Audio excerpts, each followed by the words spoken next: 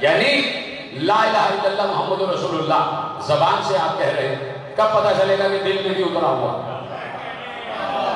اگر کلبھوشن یادیو کے دل میں اترا ہوا ہوتا تو کبھی بھی وہ جاسوس نہ ہوتا۔ اس کا مطلب ہے کہ کلمہ طیبہ اس کے دل میں نہیں تھا، زبان پر تھا۔ کلمہ میں سامنے کی مثال دے رہا ہوں کہ بھائی یہ تو سب آپ کی بڑھتی ہوئی مثال ہے، سامنے کی مثال ہے کہ کلمہ طیبہ اس کی زبان پر تھا، دل میں نہیں تھا۔ اور زبان پر تھا، زبان پر کا مطلب کیا ہوتا ہے؟ اس وقت کچھ الفاظ میری زبان پر ہیں تو آپ سن رہے ہیں اور آپ یاد کر لیا آپ نے جو بھی یاد ہو جائے، اس وقت اس کی زبان پر لا الہ الا اللہ محمد رسول اللہ زبان پر تھا، تب بھی آس پاس کے پڑوسی سن رہے تھے۔ اور چونکہ زبان پر کلمہ طیبہ تھا، سب سمجھ رہے تھے یہ مسلمان ہے۔ بعد میں پتہ چلا کہ بھائی مومن تو کیا مسلم بھی نہیں ہے۔ تو اب میں آپ سے پوچھنا چاہتا ہوں، میرا علم ذرا کم ہے، آپ کا علم مجھ سے زیادہ ہے، کہ جس کی زبان پر لا الہ الا اللہ محمد رسول اللہ ہو اور دل میں نہ ہو، اسے کیا کہتے ہیں؟ سلامت رہے۔ جس کی زبان پر تو کلمہ طیب ہو لیکن دل میں نہ ہو، یعنی زبان کچھ کہے دل کچھ کہے، تو ایسے آدمی کو کہتے ہیں منافق۔ ایسے آدمی کو منافق کہتے ہیں، زبان کچھ کہہ رہی ہے دل کچھ اور کہہ رہا ہے۔ یہ تو میں کوئی نئی بات کری نہیں، تو آپ کو بھی پتا ہے، کوئی میں نے آپ کے علم میں اضافہ تو کیا نہیں ہے، آپ کو یاد دلایا، آپ کو یاد دلایا کہ بھائی جس کی زبان کچھ اور کہے اور دل کچھ اور کہے، ایسے انسان کو منافق کہا جاتا ہے۔ اور دنیا میں 1400 برس ہو گئے کم و بیش، ہر بیماری کا علاج دریافت ہو چکا ہے، منافقت کا صرف ایک علاج ہے اور وہ ہے ذکر علی۔ منافقت کی ایک پہچان ہے کہ اگر یہ بیماری پہچاننا ہے، سمپٹمز ہوتے ہیں نا بھائی، ہر بیماری کو پہچاننے کے سمپٹمز ہوتے ہیں، اور ڈاکٹر کہتا ہے کہ بھائی کیا حالت ہے آپ کی، تو وہ سمپٹمز بیان کرتا ہے، مریض سمپٹمز بیان کرتا ہے، ناک بہ رہی ہے، سر میں درد ہے، پیٹ میں درد ہے، ہاتھ درد کر رہا ہے، شیورنگ ہو رہی ہے، دل دھڑک رہا ہے، سمپٹمز۔ اب جب سمپٹمز بیان کیے، ڈاکٹر نے کہا بھائی یہ دیکھیے آپ کو ہائی بلڈ پریشر ہو گیا، آپ کو نہیں پتا تھا، آپ نے تو سمپٹمز بیان کیے، ڈاکٹر نے بتایا بیماری کیا ہے۔ تو رسول اللہ کے سامنے سمپٹمز آ رہے تھے، رسول اللہ نے بتایا اگر یہ سمپٹم آ جائے کہ زبان پہ کچھ ہو دل میں کچھ ہو تو یہ منافقت کی بیماری ہے۔ کہا اس بیماری کا نام منافقت ہے۔ اب یہ کیسے ہو سکتا ہے کہ رسول جیسا ڈاکٹر بیماری تو تشخیص کر دے اور علاج نہ بتائے، رسول جیسا طبیب بیماری تو تشخیص کرے لیکن علاج نہ بتائے۔ بھائی رسول اللہ نے بیماری بتا دی کہ بھائی تمہیں منافقت کی بیماری ہے، تو پلٹ کے پوچھو نا کہ یا رسول اللہ اس کا علاج کیا ہے؟ ایک شخص رسول اللہ کے پاس آیا، اس نے کہا یا رسول اللہ میرا بھائی بہت بیمار ہے، بہت بیمار ہے۔ کہا کیا بیماری ہے؟ یہ بیماری ہے۔ کہا جاؤ یہ شہد ہے خالص، اس کو بسم اللہ کہہ کے خالص شہد پلاتے رہو، چٹاتے رہو اور اس کو شفا ہو جائے گی۔ 3-4 دن بعد آیا، رسول اللہ نے کہا کیا حالت ہے تمہارے بھائی کی؟ یا رسول اللہ ویسی حالت، صحیح نہیں ہوا، صحیح نہیں ہوا۔ پیغمبر نے کہا جاؤ ہم دعا کریں گے۔ جب وہ چلا گیا تو پیغمبر نے مسکرا کر کہا اس کا بھائی منافق ہے، اسے اللہ کی دی ہوئی دوائی فائدہ نہیں کرے گی۔ یہ شہد تو اللہ کی دی ہوئی دوائی ہے نا بھائی، شہد تو اللہ کی دی ہوئی دوائی ہے نا، منافع للناس، یہ شفاء للناس۔ جب کہہ دیا کہ ہم نے شہد کی مکھی سے کہا کہ تم بڑی بڑی اونچی اونچی جگہوں پہ اپنے گھر بناؤ اور بہترین جگہوں سے تم رس لے کے آؤ اور شہد تیار کرو جس میں ہم نے انسانوں کے لیے شفا رکھ دی ہے، تو یہ دوا جو شفا یہ شہد والی ہے یہ اللہ کی بنائی ہوئی دوا ہے نا، یہ یہاں کے تو کسی فارماسیوٹیکل انڈسٹری نے بنائی نہیں ہے، یہ تو اللہ کی طرف سے آئی ہے دوا۔ تو اللہ کی طرف سے دوا آئے تو خالص مومن پہ اثر کرتی ہے، منافق ہے نہیں۔ تو پیغمبر نے کہا کہ اس کا بھائی منافق ہے، منافق ہے۔ تو اب پیغمبر نے بیماری بتا دی، منافقت، منافقت۔ منافق کو بہت سی دوائیاں اثر نہیں کرتی، بہت سی دوائیاں منافق کو اثر نہیں کرتی۔ تو اب پیغمبر جیسا ڈاکٹر، پیغمبر جیسا طبیب، پیغمبر جیسا حکیم یہ کیسے ہو سکتا ہے کہ بیماری تو بتائے اور علاج نہ بتائے؟ تو بھائی علاج ہمیں نہیں بتایا تھا، ہم تو وہاں تھے بھی نہیں، اصحاب سے بتایا تھا کہ اے میرے اصحاب، کسی کو بھی اگر 1400 برس بعد بھی منافقت کی بیماری ہو جائے تو ایک ہی اس کا علاج ہے، ایک ہی دوا ہے، پہلے تو پہچان لینا کہ بیچ میں منافق کون ہے، مومن کون ہے۔ کا پہچان ایسی ہے کہ سامنے ذکر علی شروع کر دینا، جس کا چہرہ بگڑ جائے سمجھ لو منافق ہے۔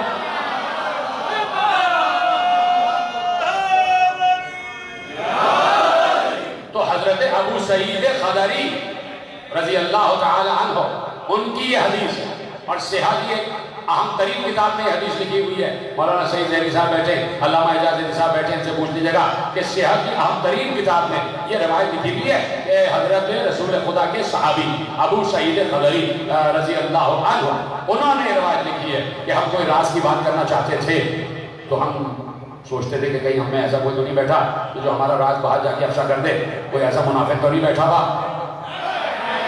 تو اب یہ سوء ادب ہوتا تھا کہ کسی سے پوچھا جائے کہ بھائی آپ منافق تو نہیں ہیں۔ یہ بات تو غلط بات ہے نا، یہ تو بھائی مینرز کے خلاف ہے کہ آپ کسی سے پوچھیں یار آپ منافق تو نہیں ہو، یہ تو غلط بات ہے نا۔ تو یہ ادب و عادات کے خلاف تھا۔ تو صحابی ایک دوسرے سے کیسے پوچھتے کہ بھائی تم میں کون منافق ہے، ان کے بھاگ جائے۔ اچھا منافق کبھی بتائے گا نہیں کہ میں منافق ہوں، کبھی بتائے گا تھوڑی کہ میں منافق ہوں۔ یہ کلبھوشن یادو نے کب بتایا کہ میں منافق ہوں؟ میں کہیں اور کی بات کر رہا ہوں اور کہیں اور جا رہا ہوں۔ یہ انڈین جاسوس نے بتایا ہی نہیں کہ میں منافق ہوں، حالانکہ منافق تھا۔ تو منافق کبھی بتاتا نہیں ہے کہ میں منافق ہوں، منافق کو پہچانا جاتا ہے، منافق کو پہچانا جاتا ہے۔ تو حضرت ابو سعید خدری رضی اللہ تعالی عنہ ارشاد فرماتے ہیں کہ جب بھی ہم اپنے درمیان میں سے منافق کو پہچاننا چاہتے تھے تو ذکر علی شروع کر دیتے۔ تو یہ حضرت ابو سعید خدری کو کس نے بتایا کہ ذکر علی مومن و منافق کی پہچان ہے؟ یہ علی نے بھی نہیں بتایا، یہ رسول نے بتایا، یہ رسول اللہ نے بتایا۔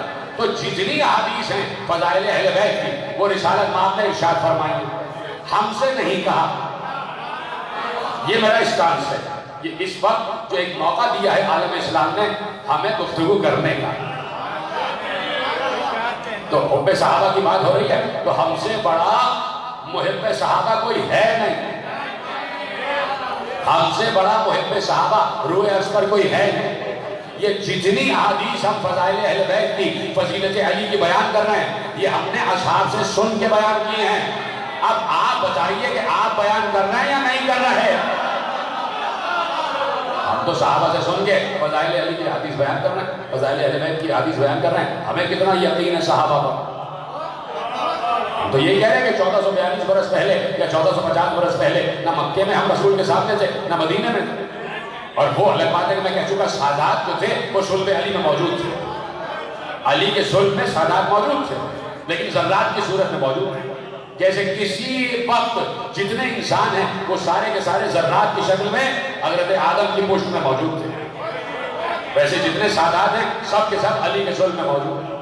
آپ چپ ہو گئے؟ بھائی گھمسان کا رن پڑا ہوا تھا، صفین کی لڑائی چل رہی تھی، علی دونوں ہاتھوں سے جنگ کر رہے تھے اور علی کی معیت میں اصحاب علی بھی جنگ کر رہے تھے۔ جب جنگ فتح ہو گئی، جب ختم ہو گئی تو ایسے میں ایک علی کے چاہنے والے نے کہا کہ یا علی، یہ اس وقت ہمارا ثواب، کہا کہ ثواب اتنا ہے جیسے رسول اللہ کے ساتھ معیت میں جنگ کرنے کا ثواب ہے۔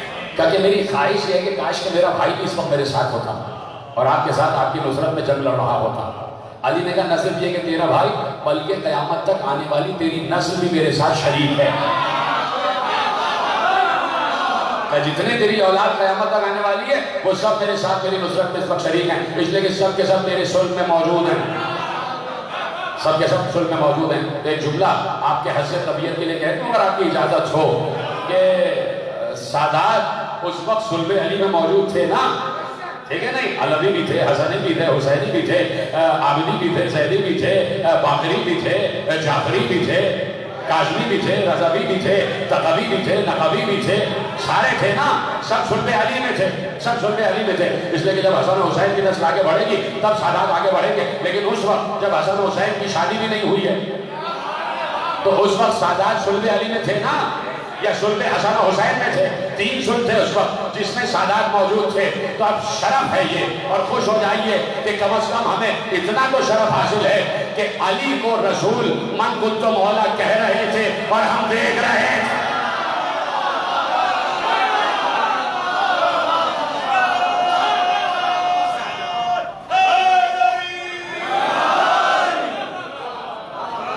بل کنت مولا فہذا علی مولا کا اعلان ہو رہا تھا اور ہم علی کے صلب ہی سے یہ منظر دیکھ رہے تھے. اگر آپ کو قبول نہیں ہے تو میں اس کا کچھ علاج نہیں کر سکتا. مجھے تو قبول ہے کہ بھائی جو سید ہے وہ صلب علی میں تھا اور وہ اپنے جد کو مولا بنتے ہوئے دیکھ رہا تھا. تو اب جب حسن و حسین دیکھ رہے تھے تو جتنی اولاد ہے جو صلب حسن و حسین میں تھی سب دیکھ رہے تھے کہ علی مولا مولائیت کا اعلان ہو رہا ہے. تو علی مولا بنے نہیں ہیں قدیم, علی کی مولائیت کا اعلان ہوا ہے قدیم.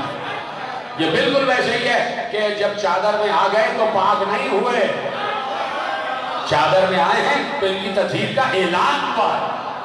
نہیں تو پاک اس وقت سے تھے جب سے اللہ کا ارادہ ہے, جب سے اللہ کا ارادہ ہے تب سے اہل بیت پاک ہے. اور جب سے اہل بیت پاک ہے تو ضروری ہے کہ جب سے اہل بیت ہوں بھی, جب اہل بیت ہوں گے تب تو پاک ہوں گے نا بھائی. جب سے اہل بیت ہے تب سے پاک ہے, جب سے اہل بیت ہے تب سے پاک ہے. آپ چپ ہو گئے, میں تو صرف یاد دلا رہا ہوں. یہ چیزیں بھی آپ کی پڑھی ہوئی سنی ہوئی ہیں, کوئی نئی بات آپ کے حوالے نہیں کر رہا, کوئی آپ کے علمی اسٹیٹس میں اضافے کے لیے نہیں بیٹھا ہوں. اتنی تقریریں آپ سن چکے ہیں کہ آپ مجھ سے زیادہ علم رکھتے ہیں. میں تو صرف ریکال کرا رہا ہوں, میموری آپ کی صرف یاد دلا رہا ہوں کہ بھائی بات یہ ہے کہ اہل بیت جب سے ہیں تب سے پاک. یہ بات طے ہے کہ جب سے اہل بیت تب سے پاک. اب صرف یہ بات رہ گئی کہ اہل بیت کب سے ہے. یہ سوال کا جواب تو آ گیا نا کہ جب سے اہل بیت ہیں تب سے صاحب تطہیر ہے, تب سے پاک ہے. اب سوال صرف یہ رہ گیا اہل بیت کب سے ہے. بھائی لوگ ہم سے پوچھتے ہیں نا, برادران بزرگ ہم سے پوچھتے ہیں نا کہ بھائی کب سے ہیں اہل بیت. تو پہلی بات تو یہ طے ہو گئی جب سے ہیں تب سے پاکیزہ ہے, تب سے صاحبان تطہیر ہے. اب آپ نے سوال کر لیا ہے کہ کب سے ہیں, تو اب اس وقت سے ہیں جب سے اللہ کا ارادہ ہے. اب ایک اور سوال پیدا ہو گیا, اللہ کا ارادہ کب سے ہے؟ تو یہ تو ہمارے بھائی بھی جانتے ہیں کہ جب سے اللہ ہے تب سے اس کا ارادہ ہے, اور جب سے ارادہ ہے تب سے اہل بیت پاک ہے. جب سے ارادہ ہے تب سے اہل بیت پاک ہے.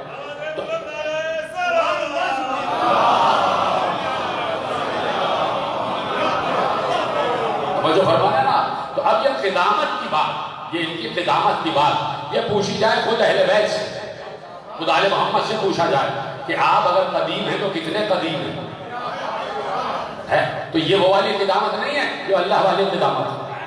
ان کی قدامت اور اس کی قدامت میں فرق ہے.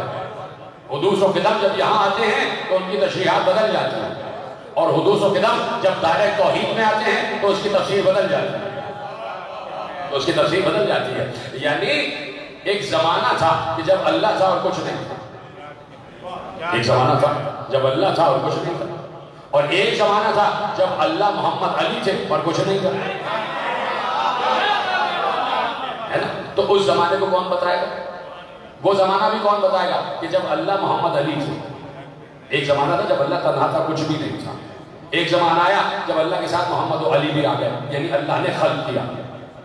وہ جو فرما رہے ہیں کہ محمد و علی الگ سے کوئی اینٹیٹی نہیں تھے کہ وہ خود سے آ گئے کہ ہاں بھائی تو اللہ ہے, ہاں بات کرو, یہ والا معاملہ نہیں ہے.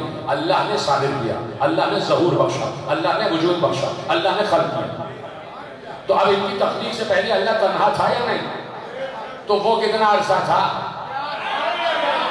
کون بتا کہ کتنا عرصہ گزرا کہ جب محمد و علی نہیں تھے اللہ تنہا تھا؟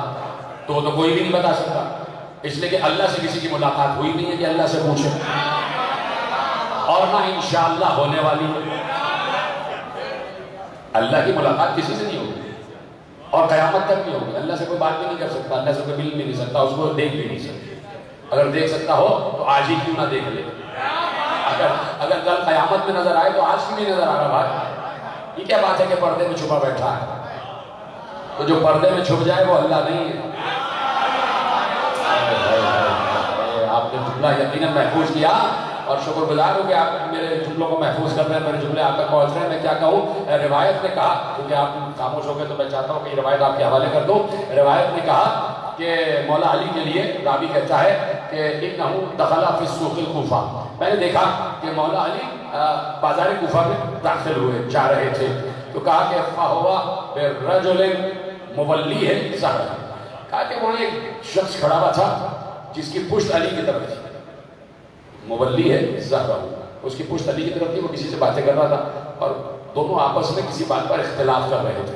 اس شخص نے قسم کھائی, اپنی بات کو یاد دلانے کے لیے. فوالذی احتجب من 7 حجاب, فوالذی احتجب فی 7 حجاب, کہ اس کی قسم, اس ذات کی قسم جو 7 پردوں میں چھپی ہوئی ہے. کہ آپس میں بات کر رہا ہے, علی پیچھے سے گزر رہے ہیں, پشت سے علی جا رہے ہیں, اب یہ کسی سے بات کر رہا ہے اور پشت سے علی جا رہے ہیں, تو اس کو خبر ہی نہیں کہ علی پیچھے جا رہے ہیں, اور یہ دوسرے آدمی سے کہہ رہا ہے مجھے اس کی قسم, اس ذات کی قسم جو 7 پردوں میں چھپی ہوئی ہے. ایک بار علی مڑے, اور روایت نے لکھا کہ علی نے اس کے پشت پر ہاتھ مارا, سن اس سے پیچھے مڑا. علی نے کہا وَمَنِ الَّذِي احْتَجَبَ بِالسَّبْعِ حِجَابٍ, کون ہے وہ جو 7 پردوں میں چھپا ہوا؟ اس نے قسم کھائی, مجھے اس ذات کی قسم کہ جو احتجب بالسبع حجاب, جو 7 پردوں میں چھپی ہے. علی نے اس کی پشت پر ہاتھ مار کے کہا کہ سن وہ کون ہے جو 7 پردوں میں چھپا ہے؟ ایک دم کو چونک کے کہتا ہے رب العالمین یا امیر المومنین, میری مراد عالمین کے رب سے ہے. جو 7 پردوں میں چھپی ہے اس سے میری مراد اللہ ہے. علی نے ایک بار کہا اخطأت ثقلتک امک, تو خطا کر رہا ہے, تیری ماں تیرے ماتم میں بیٹھے, اللہ کبھی اپنی مخلوق سے چھپا ہی نہیں. ان اولی کے جملے سن لی, ان اللہ لیس بینہ و بین خلقہ حجاب, اللہ اور اس کی مخلوق کے درمیان حجاب ہے ہی نہیں. فہو معہم اینما کانوا, جہاں بندے ہوتے ہیں وہاں اللہ ہوتا ہے.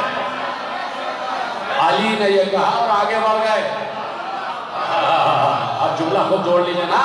علی نے کہا اللہ حجابات میں نہیں چھپا ہے, اللہ اور بندوں کے درمیان کوئی حجاب نہیں ہے, جہاں اس کے بندے ہوتے ہیں وہاں اللہ ہوتا ہے. یہ کہا اور علی آگے بڑھ گئے. اب آپ خود فیصلہ کر لیجئے. علی نے کہہ دیا اللہ اور بندوں کے درمیان کوئی حجاب نہیں ہے, تو ذرا معراج کا قصہ تو پڑھو کہ جہاں جہاں جا رہے ہیں حجاب آتے جا رہے ہیں, حجاب الٹتے چلے جا رہے ہیں. جب اللہ حجاب میں نہیں ہے تو ان حجابات کے پیچھے کون ہے؟ معراج کے حجاب کے پیچھے کون ہے, اسے تلاش کرو. اللہ تو حجاب میں نہیں ہے, تو ذرا ان صاحبان حجاب کو تلاش کرو. انہی صاحبان حجاب کا تو تذکرہ ہو رہا ہے کہ ان کی ہستیاں اب تک حجاب میں ہیں. حجاب سے مراد اب تک ان کی ہستیاں اپنے مکمل فضائل, اپنی مکمل ذات اور اپنی مکمل صفات کے ساتھ کسی انسان پر ظاہر نہیں ہوئی. ارے علی, حسن, حسین, زین العابدین, محمد باقر, جعفر صادق, موسی کاظم, علی رضا, محمد تقی, علی نقی, حسن عسکری, اور آج کا جو مہدی ہے, یہ سب تو اپنی جگہ, یہ کسی کی سمجھ میں نہیں آ سکتے. آج تک سلمان کسی کی سمجھ میں آ گئے کیا؟ مجھے بتائیے کوئی ہے جو سلمان محمدی کو سمجھاؤ؟